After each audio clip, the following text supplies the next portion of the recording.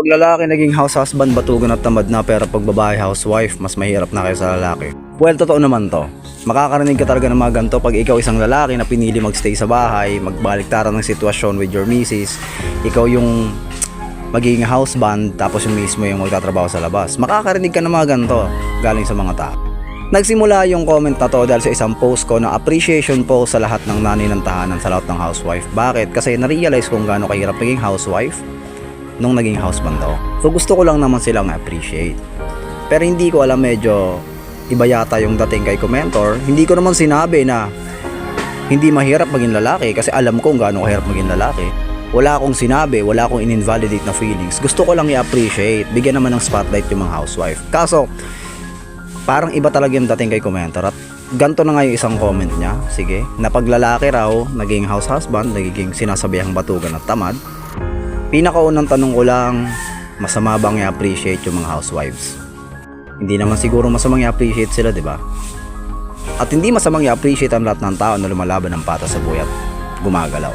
Pero, yeah, narinig ko tong lahat ng to. Ang dami nagsabi sa akin, tamad ka, batugan ka, bakit pinili mo maging sa bahay na lang? Pero alam niyo ba kung saan ang galing yung mga gantong comment?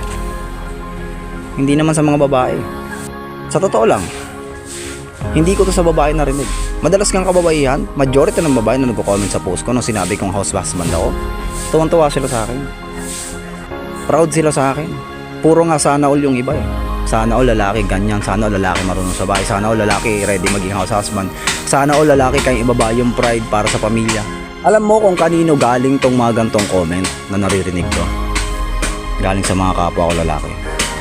Yung inaakala ko na mas makakaintindi ang sitwasyon kasi kapareho kong lalaki, sila mismo yung nagda-down sa akin. Sila mismo yung nagsabi sa akin na tamad at batugan ako kasi pinili ko maging houseman. Kahit ilang beses ko nang in-explain na oo, houseband ako, pero kumikita ako ng pera. Dati noon, kumikita ako above minimum wage.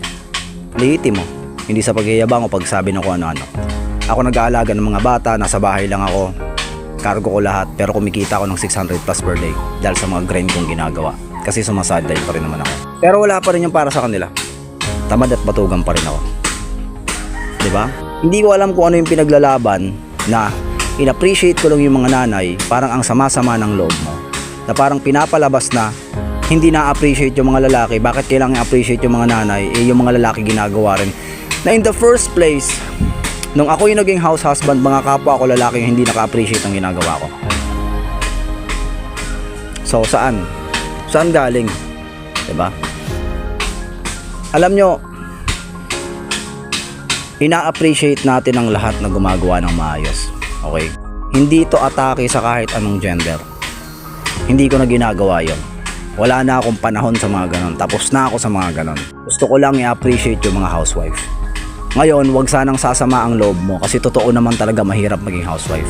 Pero hindi porket sinabi ko na mahirap maging housewife, sinabi ko na madali lang maging lalaki. Hindi, mahirap din maging lalaki. Kung gusto mo sabihin din natin na mahirap maging lalaki, pwede yung gumawa ng vid regarding din doon. Pero ulitin ko, wala ko in-invalidate na kahit sino. Gusto ko lang i-appreciate yung mga housewife. Parang ang sama-sama ng loob. Bakit?